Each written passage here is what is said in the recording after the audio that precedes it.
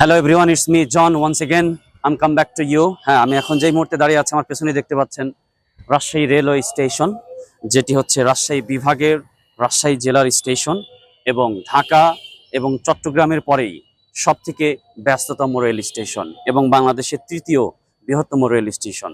তো এখন দেখতেই পাচ্ছেন, আমি জানি না ক্যামেরাতে কতটুকু দেখা যাচ্ছে, বৃষ্টি হচ্ছে। আমরা লিটারেলি বৃষ্টির ভিতরেই চেষ্টা করছি এই স্টেশনটাকে দেখানোর, যতটুকু আমাদের পক্ষে সম্ভব হয়। আমার পক্ষে সম্ভব হয়, আমার জায়গা থেকে আমি চেষ্টা করব রাজশাহী রেল স্টেশনের কিছু তথ্য আপনাদের মাঝখানে দেওয়ার। তো শুরুতে যদি আমি আপনাদেরকে বলি, আমি একটি ভিডিও করেছিলাম যেখানে রাজশাহী ইউনিভার্সিটি স্টেশন ছিল, যেখানে আমি বলেছিলাম যে রাজশাহী ইউনিভার্সিটি স্টেশন 1930 সালে 30 সালে নির্মাণ করা হয়। তো সেই জায়গা থেকে আসলে এই রাজশাহী স্টেশনের উৎপত্তি হয়।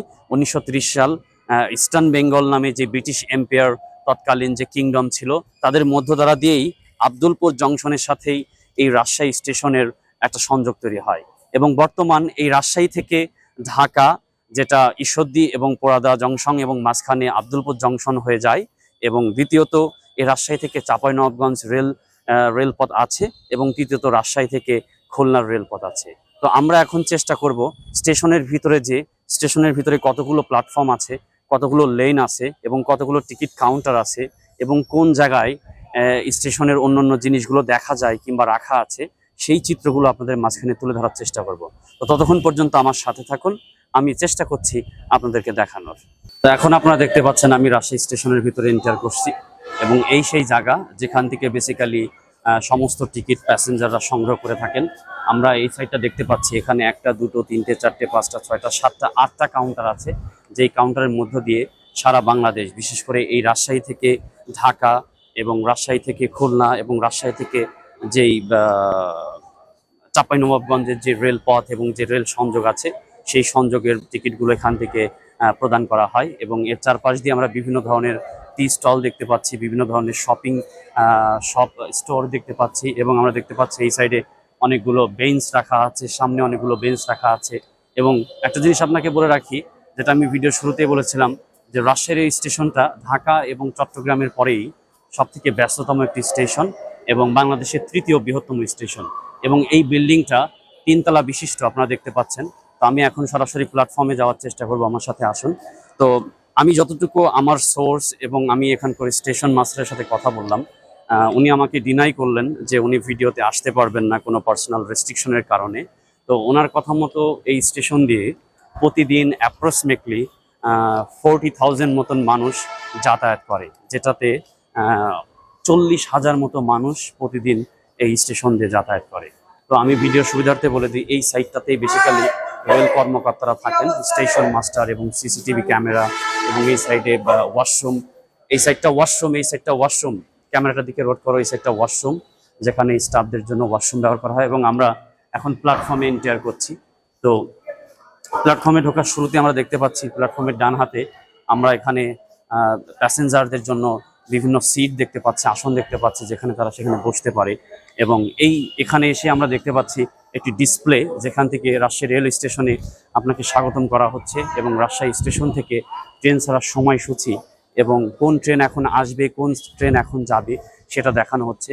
তো রাজশাহী স্টেশনটা বেসিক্যালি 8 লেনের একটি স্টেশন এবং এই স্টেশনে সর্বমোট 6টি প্ল্যাটফর্ম আছে। তো আমরা এখানে দেখতেই পাচ্ছেন যে ওয়ালে লেখা আছে 6টি প্ল্যাটফর্ম। এবং আরেকটা জিনিস আপনাদেরকে বলি, যে এখানে যতগুলো ট্রেন আসে, ট্রেন আসার পরে প্রত্যেকটা ট্রেনের ইঞ্জিন কিন্তু চেঞ্জ হয় এবং সেই ইঞ্জিনগুলো কিন্তু এই সাইডটাতে হচ্ছে বাজেয়াপ্ত করে রাখা হয় কিংবা এই সাইডটাতে জমা করে রাখা হয়। এখন অনেকটা রাত, পারমিশন রেস্ট্রিক্টেড আছে, তো আমি চাইলেও দেখাতে পাচ্ছি না। তো আমি আপনাদেরকে প্ল্যাটফর্মটা একটু দেখানোর চেষ্টা করছি। তো এখন বৃষ্টির সময় এবং মাত্রই কিছু ট্রেন চলে গেল, যার কারণে স্টেশনটা অনেকটা খোলা এবং খোলামেলা দেখা যাচ্ছে এবং পরিষ্কার পরিচ্ছন্ন দেখা যাচ্ছে। এবং এটা দেখতেও অনেকটা সেই ঢাকা কমলাপুর রেল স্টেশনের মতো মনে হচ্ছে। তো আমি আপনাদেরকে আরেকটা জিনিস আবার বলতে চাই, যে এই স্টেশনে 8টি লেন আছে। আমরা যেই পাতগুলো দেখতে পাই, যে পাতের উপর দিয়ে ট্রেন যায়, সেই পাতগুলো আছে 8টি এবং 6টি প্ল্যাটফর্ম আছে। এবং এই প্ল্যাটফর্ম দিয়েই কিন্তু বেসিক্যালি ট্রেনগুলো তার গন্তব্যস্থলে যায় আর কি। তো আমরা দেখতে পাচ্ছি বিভিন্ন সাধারণ মানুষ এখানে বসে আছে, বিভিন্ন মানুষ এখানে অপেক্ষা করছে ট্রেনের জন্য। এবং অনেক মানুষ আছেন, তারা এখানে আসেন মনোরঞ্জনের জন্য কিংবা তাদের ব্যক্তিগত সময় কাটানোর জন্য। সো এই হচ্ছে রাজশাহী স্টেশন, যে স্টেশন 1930 সাল eastern Bengal which is from British kingdom, ব্রিটিশদের এম্পায়ার হাতে নির্মাণ করা হয়েছিল আব্দুলপুর জংশনের সাথে অ্যাডজাস্ট করে, যার উৎপত্তি হয়েছিল প্রবাবলি 18 শতাব্দীতে।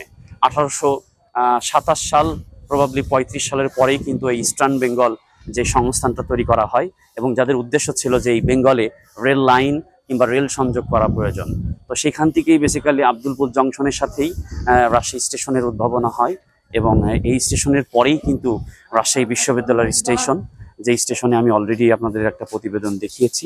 তো স্টেশন মাস্টারের স্টেটমেন্ট অনুযায়ী এই স্টেশন থেকে প্রতিদিন অ্যাপ্রক্সিমেটলি 40,000 মানুষ যাতায়াত করে, এবং যেটা একটা হিউজ নাম্বার। তো আমি আর একটু দেখানোর চেষ্টা করছি ডিপলি আপনাদেরকে যে স্টেশনের যেই প্ল্যাটফর্মগুলো আছে, এখন ম্যাক্সিমাম প্ল্যাটফর্মগুলোই খালি হয়ে আছে। কারণ আমি যখন এখানে আসি তখনই দেখতে পারলাম যে বেশ কিছু ট্রেন একসাথে চলে গেল, যার কারণে প্ল্যাটফর্মের ম্যাক্সিমাম প্যাসেঞ্জারই চলে গিয়েছে এবং এটা এখন ফাঁকা লাগছে। এবং সেকেন্ড বিষয়টা হচ্ছে বাইরে প্রচণ্ড বৃষ্টি হচ্ছে, যে বৃষ্টির কারণে অনেক সাধারণ মানুষই হয়তোবা প্ল্যাটফর্মে এখন নাই, যার কারণে বর্তমান প্ল্যাটফর্মের অবস্থানটা খুবই ফাঁকা। তো এই হচ্ছে রাজশাহী স্টেশন, যেটা রাজশাহী বিভাগ এবং রাজশাহী জেলার একমাত্র স্টেশন, একমাত্র বড় স্টেশন, এবং যেই স্টেশনকে বাংলাদেশের তৃতীয় বৃহত্তম স্টেশন বলা হয়, এবং যেই স্টেশনকে বাংলাদেশের ঢাকা এবং চট্টগ্রামের পরেই ব্যস্ততম স্টেশন বলা হয়। তো আজকে আমি এখানেই শেষ করছি। আপনাদেরকে অনেক ধন্যবাদ। আমি শুরুতে আপনাদেরকে বলেছিলাম যে আমি চেষ্টা করছি বাংলাদেশের 64টা জেলা আমার বিভিন্ন প্রতিবেদনের মাধ্যমে তুলে ধরার। তো তারই ধারাবাহিকতায় আমি রাজশাহী বিভাগের রাজশাহী জেলা দিয়ে শুরু করেছি। তো আমি চেষ্টা করছি খুব দ্রুত রাজশাহী জেলার ইম্পর্টেন্ট যে ব্যাপারগুলো আছে, যেই সংস্কৃতি, কালচার এবং রাজশাহীর যে প্রত্নতান্ত্রিক নিদর্শন, সেই ব্যাপারগুলো আপনাদের মাঝখানে তুলে ধরবার। তো আই হোপ সো আপনারা আমার সাথে থাকবেন, এবং আমার ভিডিওগুলো যদি ভালো লাগে আপনারা অবশ্যই আমাকে কমেন্ট করে জানাবেন।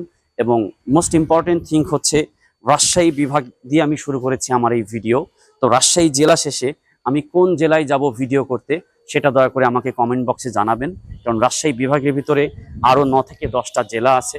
তো আপনাদের কমেন্টের উপর ভিত্তি করেই আমি সেই জেলাগুলোতে যাব এবং সেই জেলাগুলোর প্রতিবেদন আপনাদের সামনে আমি তুলে ধরবো।